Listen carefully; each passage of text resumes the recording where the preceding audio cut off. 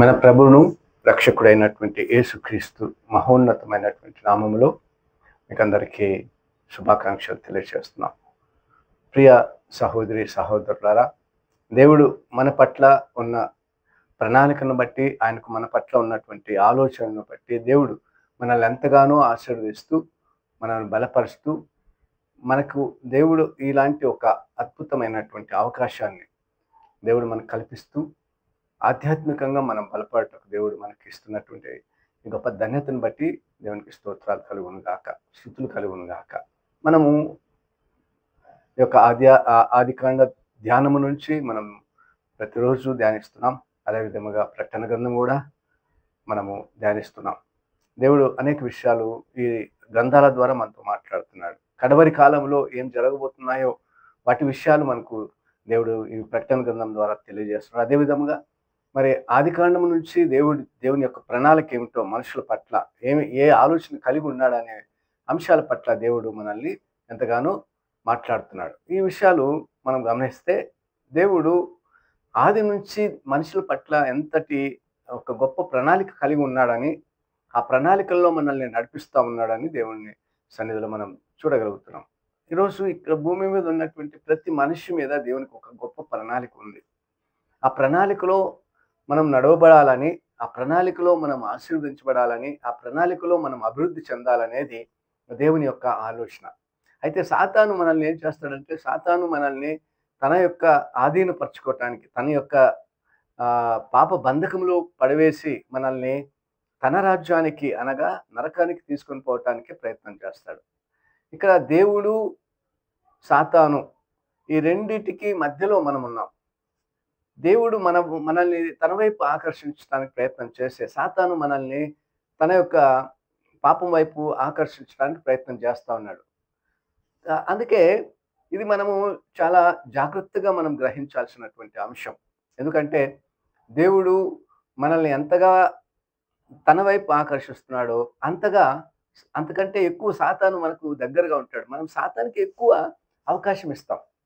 సాతానికి ఎక్కువ మనము చోటిస్తాం మన మనసులో. ఎందుకంటే ఇహలోక సంబంధమైనటువంటి ఆశలకు మనము బలైపోతాం. ఆదాము అవ్వలు చేసిన మొదటి పొరపాటు నుంచి ఈ రోజుకి మనుషులు అలా వారి యొక్క స్థితిగతులన్నిటిని కూడా సాతానుకు అప్పగిస్తూ, సాతానుకు లోబడుతూ, సాతాను చేత బంధించబడుతూ మనం ఇలాగా ఉంటున్నాం. ఏదైనప్పటికీ దేవుడు మనల్ని తన యొక్క మార్గంలోకి నడిపిస్తూ, తన యొక్క చిత్తానుసారమైనటువంటి జీవితంలోనికి మనల్ని నడిపిస్తున్న దేవునికి ఎనలేని స్తుతులు చెల్లించాలి. మనం అనుకుంటాము మనిషికి 100 సంవత్సరాలు. ఇప్పుడు బైబిల్ ఆ మాట చెప్పట్లేదు కానీ, నరుని ఆయుష్ 70 సంవత్సరాలు, అధిక బలం ఉన్న ఎడల 80 సంవత్సరాలు. ఓకే, 100 సంవత్సరాల వరకు మనము ఆలోచన చేయొచ్చు. అయితే ఈ 100 సంవత్సరాల్లో మనం ఏం సంపాదించాలి? ఈ 100 సంవత్సరాల్లో మనం దేనిని ఇష్టపడాలి, నేర్చుకుంటున్నాం? అబ్రహాము అదే చేస్తున్నాడు. తన జీవిత ప్రయాణములో అబ్రహాము ద్వారా మనం చాలా విషయాలు నేర్చుకుంటున్నాం. మన జీవితానికి, అబ్రహాము జీవితానికి చాలా దగ్గర పోలికలు ఉన్నాయి. మన జీవితము ఎలాంటిదో మనకు తెలుసు. మనం ఎన్ని కష్టాలు అనుభవిస్తున్నాం, ఎన్ని బాధలు, ఎన్ని వ్యాధులు, ఎన్ని అవమానాలు, ఇవన్నీ కూడా మనం అనుభవిస్తూ ముందుకు అడుగు వేస్తూ ఉన్నాం విశ్వాస ప్రయాణ జీవితంలో. అదే విధముగానే అబ్రహాము కూడా తన యొక్క జీవితంలో చాలా సమస్యలు ఎదుర్కొన్నాడు. అంత మాత్రాన్ని వదిలిపెట్టలేదు దేవుడు అబ్రహామును. అంత మాత్రంతోనే దేవుడు అబ్రహామును విడిచిపెట్టలేదు. ప్రతి క్షణము దేవుడు అబ్రహాముతో ఉన్నట్లుగా మనం గమనించాలి. ఎందుకంటే దేవుడు ఆయన తన యొక్క చిత్తానుసారముగా మనిషిని నడిపిస్తూ, ఆయన తన యొక్క బలమైనటువంటి జీవితాల్లో బలమైనటువంటి ఆశీర్వాదాలతో మనల్ని నడిపిస్తున్నాడు అనే విషయాన్ని ఇక్కడ మనం గమనించాలి. అయితే అబ్రహాము తన యొక్క 22 అధ్యాయంలోకి వచ్చి మనం గమనిస్తే 22 అధ్యాయంలో చాలా గొప్ప విషయాలు మనకు కనిపిస్తాయి. అబ్రహామును ఆశీర్వదించినటువంటి దేవుడు తన కుమారుణ్ణి, నేను ఇస్తాను నీకు, నీ కుమారుణ్ణి ఇస్తాను, నీకు ఇంతవరకు కుమారులు లేరు కదా, నీకు ఇంతవరకు కుమారుల కొరకు నువ్వు ప్రార్థిస్తున్నావు కదా, ఇప్పుడు నేను నీ కుమారుని ఇస్తానని చెప్పి ఒక సమయాన్ని కేటాయించి, ఆ సమయంలో వాక్యంలో మనం గమనిస్తే దేవుడు అంటాడు, తగు సమయమును నిర్ణయించినటువంటి కాలం అన్నమాట అది. నిర్ణయ కాలమందు వాక్యంలో 22వ అధ్యాయము మొదటి వచనాలు రెండు వచనాల్లో చూస్తే అబ్రాహామును దేవుడు దర్శిస్తాడు. ఈ నిర్ణయ కాలం వచ్చినప్పుడు శారాయిని దర్శించినట్లుగా ఆ వాక్యాల్లో మనం గమనిస్తాం. నిర్ణయ కాలము మనిషి జీవితంలో ప్రతిది కూడా ఒక నిర్ణయ కాలం ఉంటుందన్నమాట. వివాహము ఒక నిర్ణయ కాలం, సంతానం ఒక నిర్ణయ కాలం, ఉద్యోగం ఒక నిర్ణయ కాలం. దేవుడు మనం చదువు అయిపోతానే ఉద్యోగం వచ్చేస్తుందా? అందరికి రాదు కదా. వివాహం అయిపోతానే సంతానం కలుగుతుందా? లేదు కదా. అంటే యవ్వన దిశకు వచ్చినంత మాత్రాన వివాహం అయిపోతుంది అందరికీ కాదు. అంటే దేవుడు ప్రతి మనిషికి వారి యొక్క జీవితాన్ని బట్టి వారి యొక్క సమయాన్ని కేటాయిస్తాడు. అది వివాహం కావచ్చు, ఉద్యోగం కావచ్చు, మరి ఇంకోటి ఏదైనా కావచ్చు. ఆ సమయం వరకు మనం వెయిట్ చేయాలి. ఆ సమయం వరకు మనం దేవుని సన్నిధిలో విశ్వాసం కలగాలి. అందుకే వాక్యం చెప్తున్నటువంటి మాట, విశ్వాసం అనేది నిరీక్షించు వాని యొక్క నిజ స్వరూపం అని. ఈ విశ్వాసములో నువ్వు బలపడటానికి దేవుడు నిన్ను ఆయా ఆయా రీతులుగా నిన్ను నడిపిస్తాడు. ఆయా రీతులుగా నిన్ను ఆశీర్వదిస్తాడు. ఆయా రీతులుగా నిన్ను ప్రోత్సహిస్తాడు. ఆయా రీతులుగా నీకు తోడుగా ఉంటాడు దేవుడు. అది దేవుని యొక్క ప్రణాళిక. ఆయన ప్రణాళిక బద్ధం కలిగి ఉన్నటువంటి వాడు. అబ్రహాంతో అంటున్నాడు, అబ్రామా, ఇదిగో నిర్ణయ కాలమున అబ్రహాము భార్యను దర్శించి వృద్ధాప్యమున అతనికి కుమారుని కనెను అని మనం గడిచినటువంటి పాఠములు నేర్చుకున్నాం. ఇప్పుడు ఒక ట్విస్ట్ అన్నమాట. అబ్రహాముకు ఒక పరీక్ష, అబ్రహాముకు ఒక శోధన. ఈరోజు అబ్రహామును శోధించినటువంటి లాగే మనల్ని కూడా దేవుడు శోధిస్తాడా అంటే ఒకవేళ శోధించవచ్చునేమో. అబ్రహాము వలె మనల్ని కూడా దేవుడు, ఎందుకంటే ఆశీర్వదించాలి అనుకుంటున్నాడు కాబట్టి, అబ్రహాము ఆశీర్వాదాలు నువ్వు నేను ఆశిస్తున్నాము కాబట్టి, అబ్రహాములాగా మనం ఉండాలనుకుంటున్నాము కాబట్టి, దేవుడు అబ్రహామును చేసినట్లుగా, అబ్రహామును ఆశీర్వదించినట్లుగా నీ ఆశీర్వాదాలు కోరుకుంటున్నప్పుడు, దేవుని నువ్వు అడుగుతున్నప్పుడు, దేవా నన్ను ఆశీర్వదించు, దేవా నన్ను బలపరచు, దేవా నన్ను ఇలా నడిపించు అని నువ్వు దేవుని అడుగుతున్నప్పుడు కొన్ని పరీక్షలు వస్తాయి. విశ్వాస జీవితంలో కొన్ని పరీక్షలు రావచ్చు. అయితే ఆ విశ్వాస జీవితానికి తగినటువంటి ఫలితాన్ని నువ్వు ఫలించాలి. అబ్రహాము అదే చేశాడు. వెనుదిరగలేదు విశ్వాస జీవితంలో. ఎన్ని శ్రమలు వచ్చినా, ఎన్ని భయానకమైనటువంటి వాతావరణాలు ఎదురైనా కూడా శత్రువుని చూసి భయపడినాడు, కానీ వెనుతిరగలేదు. ఈరోజు మన జీవితంలో కూడా కొన్ని భయాలు ఉంటాయి. భయాలు ఉద్యోగ విషయంలో భయము, ఆర్థిక విషయాల్లో భయము, ఆరోగ్య విషయాల్లో భయము. కొన్ని సందర్భాలు మనం మన పిల్లలు సెటిల్మెంట్ కాలేదని తల్లిదండ్రులు ఎంతో భయపడుతూ ఉంటారు, బాధపడుతూ ఉంటారు. సో ఏది అయినప్పటికీ దేవుడు మనల్ని విడిచిపెట్టేవాడు కాదనే విషయాన్ని మనము చాలా జాగ్రత్తగా గమనించాలి. ఇక్కడ దేవుడు అబ్రహాముతో మాట్లాడుతున్నాడు. ఇతనికి ఒక శోధన వచ్చింది. శోధిస్తున్నాడు దేవుడు. అబ్రహామా, నీ ఒక్క కుమారుణ్ణి నాకు బలిగా నువ్వు అప్పగించగలవా? చూసారా, 100 సంవత్సరాలకు పుట్టినటువంటి కుమారుడు, 100 సంవత్సరాలకు ఇచ్చినటువంటి కుమారుడు ఎంత గారాబంగా పెంచుంటాడో, ఎంత ముద్దుగా, అల్లారు ముద్దుగా అబ్రహామును దేవుడు ఇచ్చినటువంటి కుమారుని ప్రేమించుంటాడో కదా. మనం కూడా బాగా వయసు అయిపోయినటువంటి సమయంలో సంతానం కలిగితే ఆ సంతానాన్ని బట్టి, ఆ యొక్క పిల్లలను బట్టి ఎంతగానో ఆ పిల్లలే సర్వస్వం అనుకుంటూ బ్రతికేస్తూ ఉంటారు. ఎందుకంటే వారికి ఆ వృద్ధాప్యంలో కలిగినటువంటి సంతానం కాబట్టి. ప్రియ సహోదరి సహోదరులారా, అబ్రహాముకు 100 సంవత్సరాలకు దేవుడు కుమారుని ఇచ్చాడు. 100 సంవత్సరాలకు కుమారుని ఇచ్చినటువంటి ఆయన ఒక చిన్న పరీక్ష పెడతా ఉన్నాడు. ఆ పరీక్షలో అబ్రహాము గెలుస్తాడా, ఓడిపోతాడా? మనకు అలాంటి పరీక్ష వస్తే మనం గెలవగలమా, ఓడగలమా? మనకి స్థితిని మనం గమనిస్తే చాలా మంచి విషయాలు మనం గమనిద్దాం. చూడండి, అబ్రహాముతో దేవుడు అంటాడు, అబ్రహామా, నీ కుమారుని నాకు బలిగా ఇవ్వగలవా, ఇస్తావా? నేను నీకు చూపించు దేశానికి, మోరియా పర్వతానికి నువ్వు నీ కుమారుని తీసుకొని పోయి నాకు బలి అర్పించు అని చెప్పి వెంటనే ఏమవుతుంది, అతని యొక్క కుమారుని తీసుకొని బయలుదేరి వెళ్ళిపోయాడు అబ్రహాం. తను ఇద్దరి దాసులను తీసుకున్నాడు, కట్టెలు తీసుకున్నాడు, నిప్పుని తీసుకున్నాడు, అని బయలుదేరి వెళ్తా ఉన్నాడు.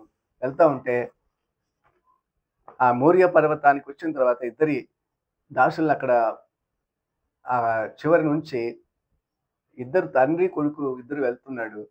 తండ్రిని అడుగుతున్నాడు కొడుకు, అయ్యా తండ్రి, నాన్నగారు ఇదిగో మన దగ్గర కట్టెలు ఉన్నాయి, నిప్పు ఉంది, కానీ బలి పశువు లేదు కదా, ఎక్కడ అంటే అబ్రహాంతో దేవుడు మాట్లాడిన ఆ మంచి మాట కుమారునికి ఏమని చెప్తున్నాడంటే, అది దేవుడు చూసుకుంటాడులే, అది దేవుడు చూసుకుంటాడులే. సో దేవుడే చూసుకుంటాడు అనే ఆ మాట ఎంత నమ్మకమైనది చూడండి. అక్కడ అబ్రహాము బాధపడలే, అబ్రహాము వేదన చెందలే. ఈరోజు మనమైతే దేవుడు అడిగితే, అబ్రహాం నీ కుమారుని నాకు బలిగా ఇవ్వగలవా అని, నీ కుమార్తెను కానీ నీ కుమారుని కానీ నువ్వు ఇష్టంగా పెంచుకున్నటువంటి నీ బిడ్డలను నువ్వు దేవుడు బలిగా అడిగితే మనము అంగీకరిస్తామా? ఎంత అంటాం, అయ్యో ప్రభువా, ఏంటి ప్రభువా ఇంత వృద్ధాప్యంలో ఇచ్చినావే, మళ్ళీ నువ్వే తీసుకుంటావా? వాడిని వదిలేయి, ఆమెను వదిలేయి, నన్ను కావాలంటే తీసుకో ప్రభా, నేను కావాలంటే నీకు యాగమైపోతాను, నేను బలిగా నన్ను తీసుకో ప్రభా అని మనం ఒకవేళ మాట్లాడతామేమో. దేవుడు అంటున్నాడు, నీ కుమారుని నాకు బలిగా ఇస్తావా? అదే ప్రశ్న ఈరోజు నీకు విశ్వాసంలో ఎదురైతే నీ పరిస్థితి, మన పరిస్థితి ఏంటి? మనము అందుకు సిద్ధంగా ఉన్నామా? ఈరోజు వాక్యం మనకు చెప్తున్నటువంటి ఒక మంచి విషయం ఏంటంటే, నీవు దేనినైతే ఎక్కువగా ప్రేమిస్తావో అది నీకు విగ్రహంతో సమానం. అందుకే ఈ లోకంలో నువ్వు దేనిని ఎక్కువగా ఇష్టపడకూడదు, దేనిని కూడా నువ్వు ప్రేమించకూడదు. యేసుక్రీస్తు అదే కదా, నువ్వు నన్ను వెంబడించినప్పుడు ఈ లోకం నువ్వు అన్నిటినీ విసర్జించాలి అంటాడు. నీ తల్లినైనను, నీ తండ్రినైనను, నీ బంధువులైనను, నీ రక్త బంధువులైనను, బిడ్డలైనను, దేనినైనాను అన్నిటిని విసర్జించాలి అంటాడు. అంటే వదిలిపెట్టాలి. విశ్వాస జీవితంలో ఇదొక ట్విస్ట్ లాంటిదన్నమాట, ఒక సవాలు వంటిది. మనము విశ్వాస జీవితంలో ఎదుగుతున్నప్పుడే శోధనలు మనకు వస్తాయి. పిల్లల పట్ల శోధనలు వస్తాయి, భార్యాభర్తల మధ్య శోధనలు వస్తాయి, బంధువుల మధ్య శోధనలు వస్తాయి, స్నేహితులతో శోధనలు వస్తాయి, పనివారితో శోధనలు వస్తాయి, కొలీగ్స్తో శోధనలు వస్తాయి, అధికారులతో శోధనలు వస్తాయి, ఆర్థిక సమస్యలు వస్తాయి, ఆరోగ్య సమస్యలు వస్తాయి. ఇవన్నీ కూడా విశ్వాస జీవితంలో వచ్చే శోధనలే. అలాగే అబ్రహామును దేవుడు శోధిస్తున్నాడు. అబ్రహామా, నీ కుమారుని నాకు బలిగా అర్పించగలవా? మనమైతే ఏం చెప్పగలం? ఒకసారి నిన్ను నీవే పరీక్షించుకో. ఈ లోకంలో నాకు మంచి ఆస్తి ఉంది అంటే ఆస్తి కోసం దేవుణ్ణి విడిచిపెడతావా? దేవుని కోసం ఆస్తిని విడిచిపెడతావా? నికోదేము అదే కదా అన్నాడు. నికోదేము ఆయన ఏం మాట్లాడాడు? అయ్యా, నేను పరలోక రాజ్యానికి వెళ్ళాలంటే ఏం చేయాలి అంటే ఆయన అంటాడు, నువ్వు కొత్తగా జన్మించు అంటాడు. కొత్తగా జన్మించడం అంటే ఈ లోకాన్ని విసర్జించటమే, మనస్సు మార్చుకోవటమే, మనలో ఒక కొత్త విధానాన్ని మనం తెచ్చుకోవటమే. ఈ లోకాల్లో నువ్వు దేన్నైతే ప్రేమిస్తున్నావో అది నీకు విగ్రహము. ఆ విగ్రహాన్ని తీసేయాలి. అందుకే అబ్రహాము ఆ వృద్ధాప్యములో తన కుమారుని ఎంతగా ప్రేమించాడో, కానీ దేవుడు అంటున్నాడు, నీ ఒక్క కుమారుని నాకు బలిగా ఇస్తావా? విశ్వాసంలో ఏదో నీకు పెద్ద పరీక్ష కదా, కానీ ఇందులోనే నువ్వు తప్పించుకునే మార్గం కూడా ఉంటుంది. నువ్వు తప్పించుకోవటానికి దేవుడు ఒక మార్గాన్ని ఏర్పాటు చేస్తాడంట. అందుకే మనం గమనిద్దాం. 1 కొరింథీయులకు రాసిన పత్రిక 10వ అధ్యాయం 13వ వచనంలో చూస్తాం. సాధారణముగా మనుషులకు కలుగు శోధన తప్ప మరి ఏమి మీకు సంభవించవు. ఏమంట? సాధారణమైనటువంటి సమయాల్లో, ఏ సమయమునైనా కానీ మనిషి యొక్క జీవితంలో మనకి ఎలాంటి శోధనలు వస్తాయంట? సాధారణమైనటువంటి శోధనలు వస్తాయంట. ఎందుకంటే మన శక్తికి మించినటువంటి శోధనలు రావు. మన ఒకవేళ శక్తికి మించిన శోధనలు వస్తే కూడా దాన్ని ఏం చేస్తారంట? ఇంకో మాట మనం గమనిద్దామంటే, దేవుడు నమ్మదగిన వాడు, మీరు సహింపగలిగినంత కంటే ఎక్కువగా ఆయన మిమ్మలను శోధింపబడనీయడు. మనము మన శక్తికి మించినటువంటిది, సహింపలేనిది ఆయన మనకి ఏమాత్రం కూడా పెట్టడంట శోధన అనేది. సహించటానికి కలిగినటువంటి శక్తి ఉన్నప్పుడే శోధన వస్తుంది. నీ విశ్వాసానికే అది పరీక్ష. నీ విశ్వాసంలో నువ్వు బలపడటానికే, నీ విశ్వాసంలో ఎదగటానికే, నువ్వు విశ్వాసంలో స్థిరపడటానికి అది వచ్చినప్పుడు నువ్వు దాన్ని జయించాలి. అబ్రహాము శోధన వచ్చింది, మహాశోధన కదా. దేవుడే అన్నాడు, నీ నీ సంతానమును ఇసుక రేణువుల వలె ఆశిస్తానన్నాడు, ఆశీర్వదిస్తానన్నాడు. నీ సంతానమును ఆకాశ నక్షత్రములే అన్నాడు. ఇన్ని చెప్పినటువంటి దేవుడు బలిగా తీసుకుంటాడా అబ్రాహాము? ఇది అర్థం చేసుకోవాలి మనం. అబ్రాహాం అది అర్థం చేసుకున్నాడు. అబ్రాహాం అది అర్థం చేసుకున్నాడు కాబట్టి, దేవా ఇదిగో నువ్వు సమర్పించావు, ఇచ్చావు కాబట్టి నీకు ఇవ్వటానికి నేను సిద్ధంగా అని చెప్పేసి ఎవ్వరు చెప్పుకోకుండా తీసుకుని వెళ్ళిపోతాడు కుమారుడిని. ఎవరికి చెప్పలేదు, భార్యకి చెప్పలే, కనీసము దాసులకు ఎవరికి చెప్పలే, కుమారునికి కూడా చెప్పలే. తనకు మాత్రమే తెలుసు దేవుడు నన్ను తన కుమారుణ్ణి బలిగా అర్పించమని చెప్పాడని. అందుకే ఎవ్వరికి చెప్పలే. చెప్పుకోకుండా బయలుదేరి వెళ్ళిపోతా ఉన్నాడు. అడుగుతున్న ప్రశ్నకి సమాధానము దేవుడు చూసుకుంటాడులే. తన కుమారుడు అడిగాడు, అయ్యా తండ్రి ఇదిగో మన దగ్గర అన్నీ ఉన్నాయి, కానీ బలి పశువు ఎక్కడ అంటే దేవుడు చూసుకుంటాడులే, దేవుడు చూసుకుంటాడు. అంత నమ్మకానికి ఎదగాలి అనేది దేవుని ఆశ. ఈ లోకంలో అన్నిటిని విసర్జించాలనేది దేవుని ఆశ. ఈ లోకంలో సమస్తాన్ని విడిచిపెట్టి దేవుని సన్నిధిలో ఉంటే ఆ విధముగా నువ్వు ఏదైతే కోరుకుంటావో అది జరుగుతుంది, నువ్వైతే శాసిస్తావో అది జరుగుతుంది, నువ్వైతే ఎవరి గురించి ప్రార్థిస్తావో ఆ ప్రార్థనకు జవాబు వెంటనే జరుగుతుంది అన్నమాట. మెల్కీషెదెకు దగ్గరికి వచ్చినప్పుడు దేవుడు మాట్లాడతాడు, మెల్కీషెదెకు నువ్వు అబ్రహాము భార్యను నువ్వు ముట్టద్దు, ఎందుకంటే అతను ప్రవక్త, అతను నీ గురించి ప్రార్థన చేస్తే నేను ప్రార్థన విని నిన్ను ఆశీర్వదిస్తా అంటాడు. ఇక్కడ నువ్వు ప్రార్థన చేస్తున్నప్పుడు ఎలా ప్రార్థన ఉండాలంటే, ఇది అబ్రహాము వలె నువ్వు ఎదిగిన తర్వాత, అబ్రహాము వలె నువ్వు ఆశీర్వదించిన తర్వాత ఇంకా దేని గురించి ఆలోచించాల్సిన అవసరం లేదు. నీ విశ్వాసం ఎంత శక్తిమైనదో అక్కడ కనిపిస్తుంది. అందుకే ఒకటి మనం ఇక్కడ గమనించాం, బడనీయుడు అయితే అంతేకాదు సహింపగలుగుటకు ఆయన శోధనతో కూడా తప్పించుకొను మార్గమును కలుగజేయను. మరి తట్టుకోగలిగే శక్తి మనం చాలాసార్లు వ్యాధి వస్తే ప్రభా నన్ను స్వస్థపరచు ప్రభా అని జరుగుతాం కదా.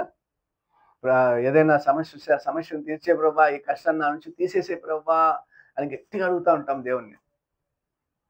రాత్రి పగళ్ళు అడుగుతుంటాం. అడగద్దు అనేది కానీ దాన్ని అడగకూడదు అనేది కాదు దాని యొక్క అర్థం. ఏంటంటే దేవుడే చెప్తున్నాడు కదా, అడుగుడి మీకు ఇవ్వబడను అని. అడగాలి మనం. అయితే సహించే శక్తిని అడగాలి ముందుగా. దేవుడు ఆ శోధనని ఎందుకు పెట్టాడో, ప్రభా ఈ శోధన నాకు ఎందుకు పెట్టావో, ఈ శోధన జయించే శక్తి నువ్వు ప్రభా, ఈ శోధన తట్టుకునే శక్తి నువ్వు ప్రభా. ఎందుకంటే అబ్రాహాము తట్టుకుంటూ శోధన వచ్చింది, తట్టుకుంటూ ఇంతవరకు ఎదిగొచ్చాడు. తన కుమారుని ఇవ్వటానికైనా కానీ వెనుతిరిగినంత ఆ ఉన్నతమైనటువంటి విశ్వాసానికి ఎదిగాడు అబ్రాహాము. అలా ఎదిగాడు కాబట్టే అద్భుతాలు చూస్తున్నారు ఒక్కొక్క విషయంలో. ఈరోజు నీవు కూడా అలా ఎదగటానికి దేవుడు ఆశిస్తా ఉన్నాడు. భయపడిపోతాం, బాధపడిపోతాం, ఇంకా ఏమో అయిపోతుంది అనుకుంటాం. ఇవన్నీ కూడా మనము దేవుని యొక్క సన్నిధిలో విశ్వాసం ద్వారా మాత్రమే జయించగలము అనేది దేవుడి వాక్యం మనకు చెప్తున్నటువంటి మాట. అందుకే ఇంకొక మాట కూడా మనం గమనిద్దాం. పేతురు రాసిన మొదటి పత్రిక 4వ అధ్యాయం 12వ వచనం, ప్రియులారా మిమ్మును శోధించుటకు మీకు కలుగుచున్న అగ్ని వంటి మహాశ్రమలను గూర్చి మీకేదో ఒక వింత జరుగుచున్నట్లు అధైర్యపడుకుడి. మనకు శోధన వచ్చినప్పుడు భయపడిపోతుంటాం, ఎవరెవరో దగ్గరికి పోతా ఉంటాం, ఏమేమో ఆలోచన చేస్తాం, ఎక్కడెక్కడికి పోతాం, అప్పుడు డబ్బులు కావాల్సి వస్తే పక్కన అంతా చూస్తాం, అప్పులు ఎక్కడ దొరుకుతాయో ఆలోచన చేస్తాం, ఎవరు మనకు సహాయం చేసే వాళ్ళో చూస్తూ ఉంటాం, ఎన్నెన్నో బాధలు మనవి. కానీ ఏదైనా ఒక అప్పు ఒకటే కాదు, మరి ఆరోగ్య విషయం అంతే, మరి ఏదైనా ఏ సమస్య వచ్చినా కూడా మనం ఆ సమస్యను బట్టి బయట వెతుకుతూ ఉంటాం ప్రపంచంలో. కానీ దేవుని సన్నిధిలో విశ్వాసానికి బలం కలిగినటువంటి కార్యం చేయలేం. విశ్వాసంలో బలమైనటువంటిదిగా మనం చేయాల్సిన విశ్వాసంలో బలమైనటువంటి కార్యం చేయటానికి ఒకటే మన కార్యం ఏంటంటే, దేవా ఈ సమస్యను తట్టుకునే శక్తినివ్వు. ఈ సమస్యకు దేవా జయించే శక్తినివ్వు ప్రభా. జయించే బలమైన విశ్వాసాన్ని దయచేయమని దేవుని సన్నిధిలో మనం అడుగుతున్నప్పుడు, దేవుడు మనల్ని ఎంత మాత్రం కూడా విడిచిపెట్టేవాడు కాదు. అబ్రాహామును విడిచిపెట్టలేదు. అబ్రాహాముతో అంటున్నాడు, అబ్రామా ఇగో నీ కుమారుడిని నాకివ్వు. అందుకే అబ్రాహాం అంటున్నాడు, దేవుడు చూసుకుంటాడు. నీకున్న సమస్య ఏంటో దేవునికి తెలియదా? నీకున్న భయం ఏంటో దేవునికి తెలియదా? నీకున్న బాధ ఏంటో దేవునికి తెలియదా? నీకు తెలియంది నీకు ఉండొచ్చు. నీ వెనకాల నీకు తెలియకుండా శత్రువులు ఉండొచ్చు. నీ వెనకాల నీకు నీ చుట్టూ నీకు తెలియని శత్రువు నీకు ఉండొచ్చు. కానీ దేవునికి తెలియకుండా ఏది ఉండదు. దేవునికి అసాధ్యమైనది ఏది లేదు. ఆయన ముందు మనం దేనినైనా చేయగలిగే శక్తి దేవునికి ఉంది. మన ముందు దేనినైనా చేయగలుగుతాడు ఆయన. ఆయనకు అసాధ్యమైనది ఏది లేదు. కానీ మనకున్నటువంటిది ఏంటంటే భయం. అబ్రహాము ఒకప్పుడు భయపడ్డాడు. ఇప్పుడు ఎలా స్థితికి వచ్చాడంటే అబ్రహాము సంపూర్ణంగా దేవా నీవే నాకు సహాయకారి. అందుకే ఇంకొక మాట కూడా మనం గమనిద్దాం. 13వ వచనంలో క్రీస్తు మహిమ బయలుపరచబడినప్పుడు మీరు మహిమానందముతో సంతోషించు నిమిత్తము క్రీస్తు శ్రమలో మీరు పాలివారై ఉన్నంతగా సంతోషించుడి. ఇక్కడ 1 పేతురు 4:13 వచనం. మనకు శ్రమలు వచ్చినప్పుడు మనం ఏమని ఆలోచించాలనుకోవాలంట, నేను క్రీస్తులో శ్రమలు అనుభవిస్తున్నా, క్రీస్తులా శ్రమలు అనుభవిస్తున్నా, క్రీస్తుతో కూడా శ్రమలు అనుభవిస్తున్నా. మన కోసం ఆయన ఎన్ని శ్రమలు అనుభవించాడు కదా. మన కోసం ఆయన శిలువ త్యాగం, తన ప్రాణాన్ని సహితము మన కొరకు సమర్పించేంతగా శ్రమ పడ్డాడు ఆయన. ఎవరిని దూషించలే, ఎవరిని మరి ఏమి అనలేదు. కానీ ఆయన మన కొరకు తన ప్రాణాన్ని పెట్టాడు. అంతగా శ్రమ పడాడు, అంతగా హింసించబడ్డాడు, అంతగా దూషించబడ్డాడు, అంతగా వెలివేయబడ్డాడు.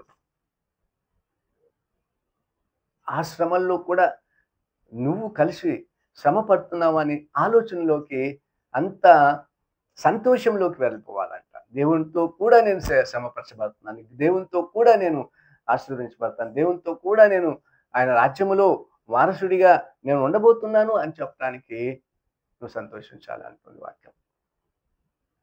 నీకు శ్రమ వచ్చినప్పుడు, అబ్రహాం శ్రమ వచ్చింది, భయపడుతున్నాడా?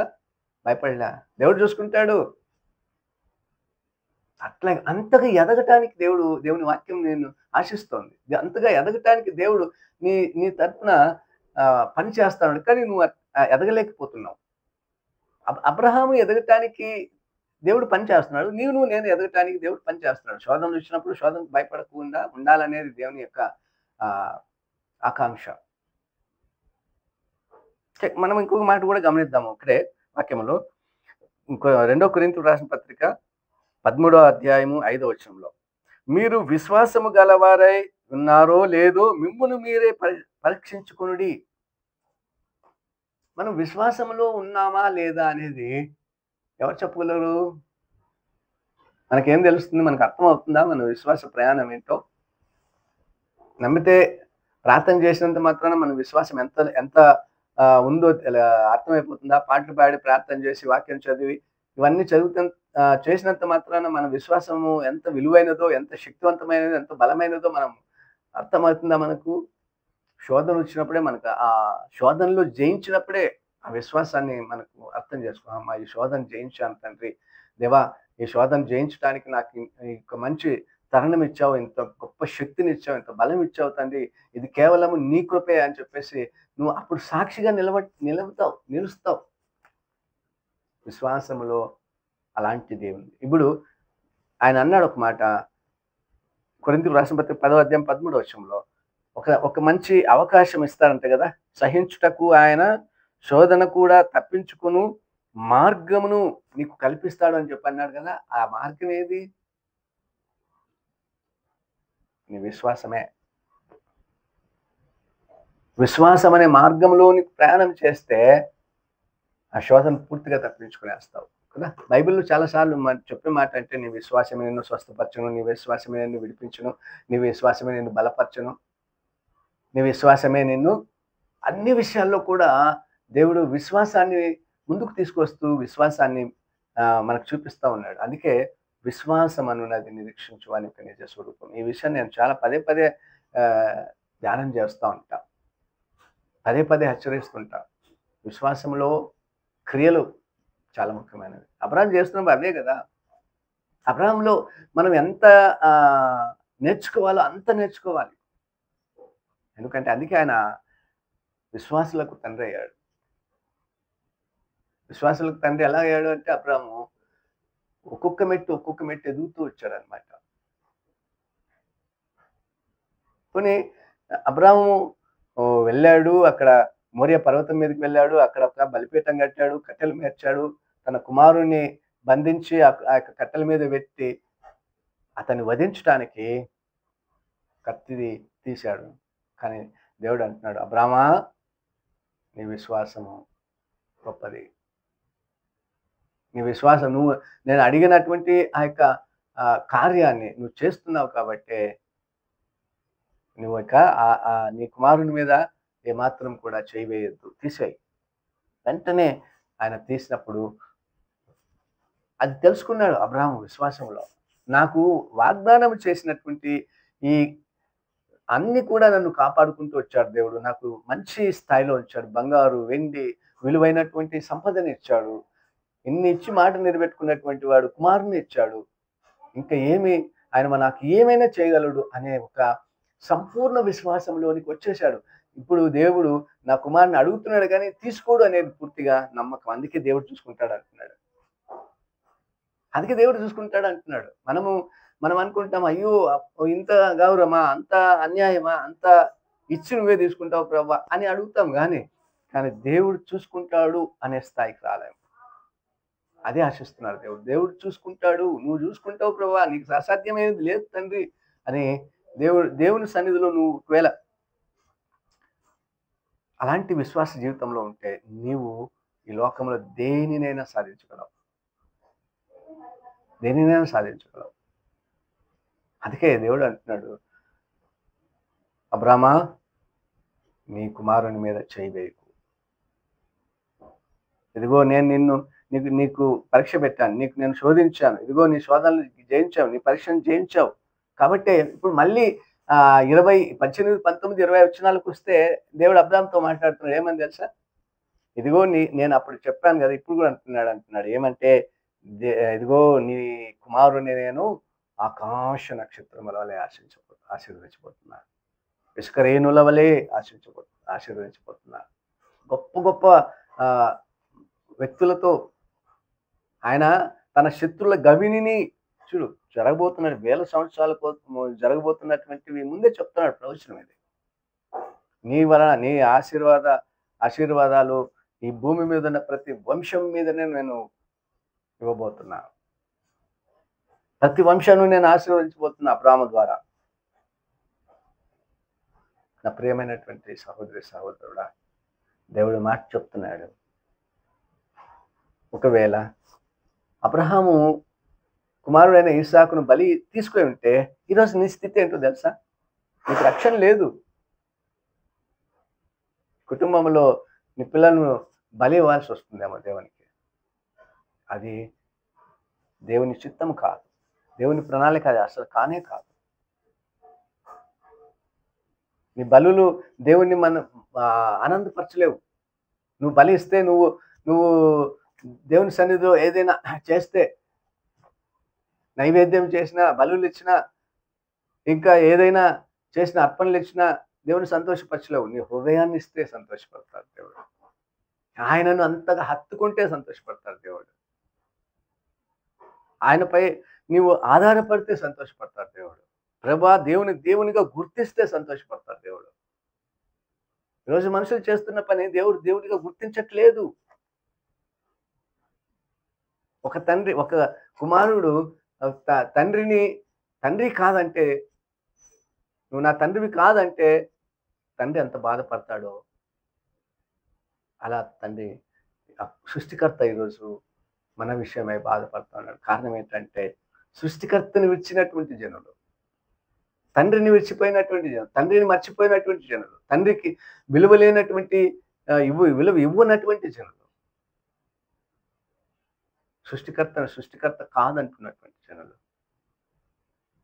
అందుకే ఆయన అంటాడు, ఇదిగో నీ కుమారుని నాకు ఇవ్వగలవా?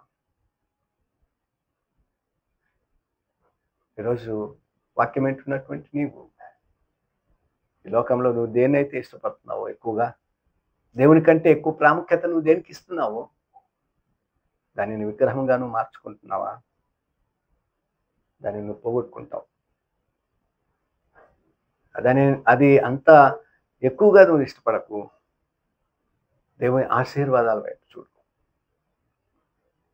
దేవుడు దేన్నైతే ఆశిస్తున్నాడో దానిని నువ్వు వెతుకు. దేవుడు దేన్నైతే నీకు ఇస్తున్నాడో దానిని నువ్వు వెతుకు. దేవుని సన్నిధిలో వెతుకు. ఎందుకంటే దేవుడు ఏమాత్రము నిన్ను తోసివేసేకాడు. నువ్వు దేవుడిని అడిగినప్పుడు నీ ప్రార్థన అంగీకరించేవాడు దేవుడు. ఆయన నిన్ను వెలివేసేవాడు కాదు. కాబట్టి ప్రియమైనటువంటి సహోదరుల, ఇంకా అబ్రహాము విషయంలో చాలా విషయాలు మనం గమనిద్దాం. దేవుడు మనల్ని దీవించి ఆశీర్వదించును గాక. దేవుడు మిమ్మల్ని, మీ కుటుంబాలని, మీ యొక్క సమస్తమును, మీ యొక్క ఉద్యోగ వ్యాపారాలను, మీ తోటి కొలీగ్స్తో కూడా మీరు ఎలా ఉండాలో మిమ్మల్ని దేవుడు దీవించి, మీ తోటి పనివారితో ఎలా ఉండాలో దేవుడు దీవించి, అన్ని అక్కర్లు తీర్చి, దేవుడు మీ రాబడిని, మీ యొక్క ఆరోగ్యమును, మీ యొక్క సమస్తమును, కుటుంబమును, పిల్లలను అందరినీ దీవించి ఆశీర్వదించి మహిమా ఘనత ప్రభావాలు పొందుకొనుగాక. ఆమేన్, ఆమేన్, ఆమేన్.